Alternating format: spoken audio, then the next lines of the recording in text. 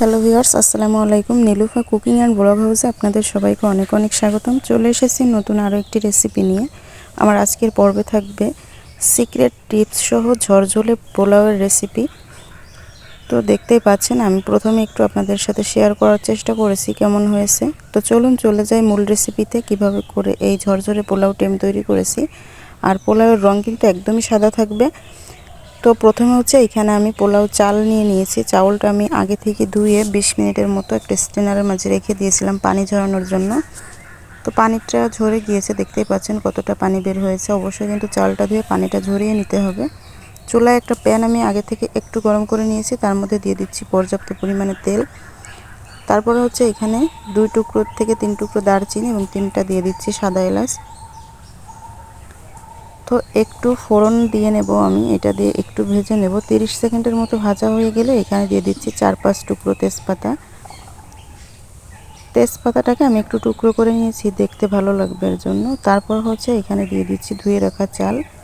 তারপর দিয়ে দিচ্ছি এখানে স্বাদমতো লবণ। অবশ্যই পোলাও ভাত রান্না করার সময় কিন্তু লবণটা দিতে হবে, তাহলে কিন্তু পোলাওয়ের স্বাদটা আরও বেশি ভালো আসে। অনেকেই আছে লবণটা ব্যবহার করে না। আর আজকে কিন্তু আমি কোনো রকম মশলাপাতি ছাড়াই কিন্তু পোলাওটা রান্না করে দেখাবো। তো আজকের পোলাওটা কিন্তু কম মশলায় সাদাসিধেভাবে আমি তৈরি করার চেষ্টা করেছি, কিন্তু খেতে দুর্দান্ত হয়েছিল। আপনারা যদি বাসায় একদিন না তৈরি করেন বুঝতেই পারবেন না। তো মিডিয়াম টু লো আঁচের মাঝামাঝি রেখে আমি চাউলগুলোকে প্রায় 8 থেকে 10 মিনিটের মতো একটু ভেজে নেব। এটা একটা টিপস যে ঝরঝরে পোলাওয়ের জন্য অবশ্যই কিন্তু চাউল ভাজাটা কিন্তু পারফেক্ট হওয়া লাগবে। তো চাউলটা কতটা পারফেক্টলি ভাজা হয়েছে সেটা আমি আপনাদেরকে বলে দেব যে কিভাবে করে বুঝবেন। তো এভাবে করে অনবরত নাড়তে থাকতে হবে যাতে করে পোড়া না লেগে যায়। আর দেখতেই পাচ্ছেন চাউলটা কিন্তু আগের থেকে অনেকটা ঝরঝরে টাইপের হয়ে গিয়েছে। আর চাউলটা কাছে ধরলেই বুঝতে পারবেন যে যেমন একটা ভাজা ভাজা, দেখলেই বোঝা যায়। আর ঝরঝরে হলে তো বুঝে নিতে হবে।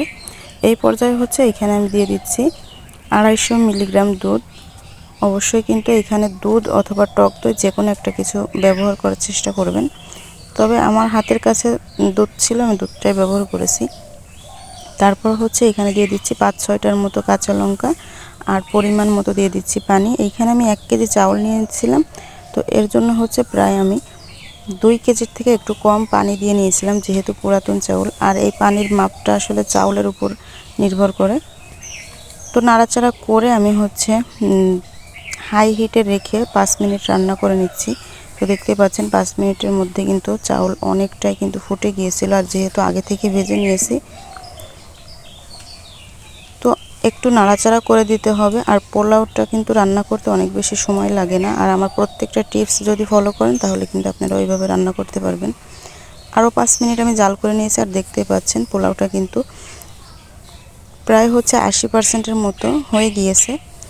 আর খুবই সামান্য পরিমাণ পানি আছে। তো এই অবস্থায় কিন্তু পোলাওটা নামিয়ে ঢাকনা দিয়ে ঢেকে রাখতে হবে।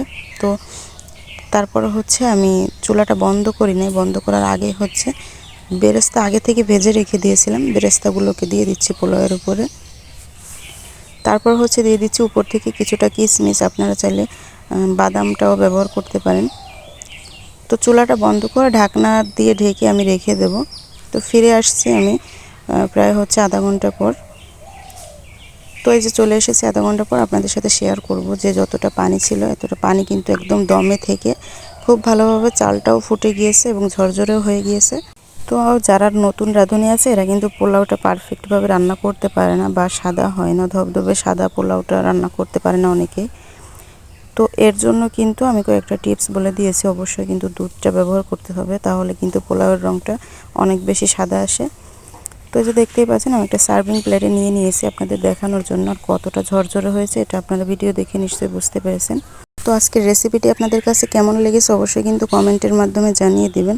যদি ভালো লেগে থাকে ভিডিওতে একটি করে লাইক করবেন, এবং চ্যানেলে নতুন হলে চ্যানেলটিকে সাবস্ক্রাইব করে পাশের বেল আইকনটি অল ক্লিক করে দিবেন পরবর্তী ভিডিওগুলোর নোটিফিকেশন পাওয়ার জন্য। যারা এই ভিডিওটি ফেসবুক পেজ এবং টিকটক আইডি থেকে দেখছেন অবশ্যই পেজগুলো ফলো দিয়ে রাখবেন। ফ্রেন্ডস অ্যান্ড ফ্যামিলির মাঝে শেয়ার করে দিবেন ভিডিওটি। তো আজকের ভিডিও এই পর্যন্ত। সবাই অনেক অনেক বেশি ভালো থাকবেন, সুস্থ থাকবেন। আল্লাহ হাফেজ।